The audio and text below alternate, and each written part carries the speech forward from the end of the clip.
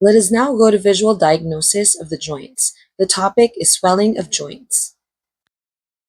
Visual observation of joints is imperative in the diagnosis of joint pain, including B syndrome.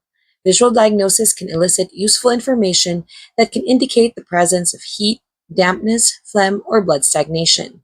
If there is heat in the area, the skin will often be red and the area can be swollen due to the underlying stagnation of qi and thereby jinye that is creating the heat.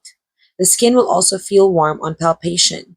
If there is an accumulation of dampness or jinye in the joint and surrounding tissue, the area will be swollen and spongy.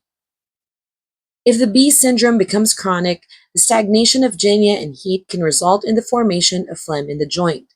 This will result in the joint becoming deformed and gnarled. This will clearly be visible with the naked eye.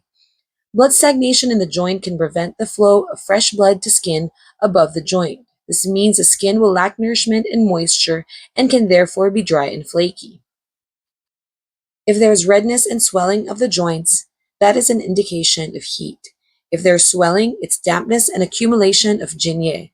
If there's deformity, it's phlegm stagnation. And if there's dry, flaky skin, that's blood stagnation. A swelling of the joints of the forelimbs is always due to painful obstruction syndrome, especially that deriving from dampness. In chronic conditions, dampness develops into phlegm, which obstructs the joints. It also causes further swelling and bone deformities. In adults, especially women, it is very common for painful obstruction syndrome and swelling of the joints of the forelimbs to occur against a background of blood deficiency. If the joints are red and hot to the touch, in addition to being swollen, it indicates retention of damp heat.